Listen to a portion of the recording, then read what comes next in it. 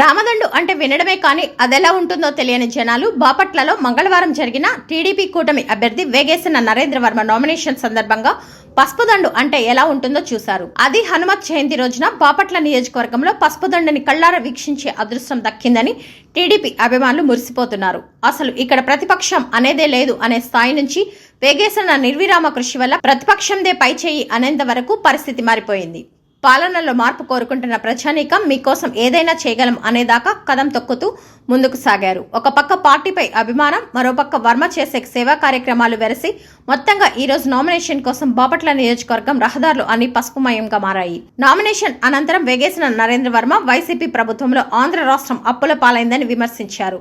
మీడియాతో మాట్లాడుతూ బాపట్ల నియోజకవర్గంలో గత 5 ఏళ్లలో ఎక్కడ అభివృద్ధి జరగలేదని, అంతా అవినీతిమయం అయిపోయిందని దుయ్యబట్టారు. తనకు ఒక్కసారి ఛాన్స్ ఇస్తే ప్రజలకు ఎమ్మెల్యేగా కాకుండా సేవకుడిగా పనిచేస్తానన్నారు. బాపట్ల నియోజకవర్గం తెలుగుదేశం పార్టీ కూటమి అభ్యర్థిగా ఈరోజు ఎంతో హుషారుగా నామినేషన్ ప్రక్రియ పూర్తి చేశాం. ఈ నామినేషన్ ప్రక్రియ కోసం పల్లి నుంచి ఆశీర్వదించండి, అవకాశం ఇవ్వండి. ఈ అవకాశం అనేది నేను పదవి అలంకారం కాదు, ఒక బాధ్యత అని, ఆ బాధ్యతతో పనిచేయటానికి నేను ముందుకు వస్తున్నాను అని, మీరు పనిస్తే పనిచేయటానికి నేను సిద్ధంగా ఉన్నానని.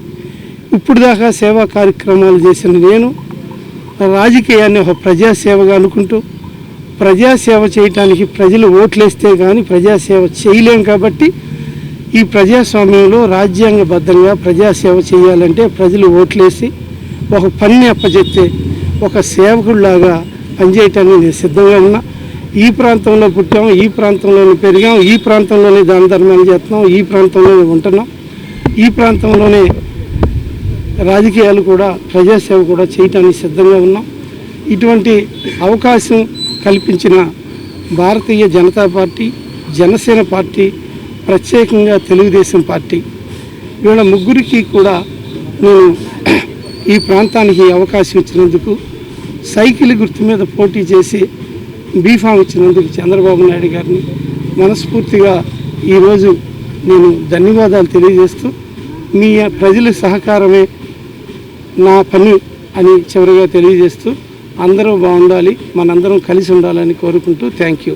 ఈ కార్యక్రమంలో తెలుగుదేశం, జనసేన, బీజేపీ ఉమ్మడి ఎమ్మెల్యే అభ్యర్థి వేగేసిన నరేంద్ర వర్మ నామినేషన్ కార్యక్రమంలో వేగేసిన నరేంద్ర వర్మతో పాటు మాజీ ఎమ్మెల్సీ అన్నం సతీష్ ప్రభాకర్ తదితరులు పాల్గొన్నారు. అన్ని పార్టీల వాళ్ళు సమన్వయంతో ముందుకు నడుచుకుంటూ మే 13న ఎన్నిక జరిగి ఆ లాస్ట్ ఓటు పూలయ్యే వరకు కూడా మనం అందరం కూడా ఇదే బాధ్యతతో ముందుకు పోతే, ఇదే ఉత్సాహంతో ముందుకెళ్తే ఖచ్చితంగా మనం అనుకున్నటువంటి విజయాన్ని సాధించగలుగుతాం.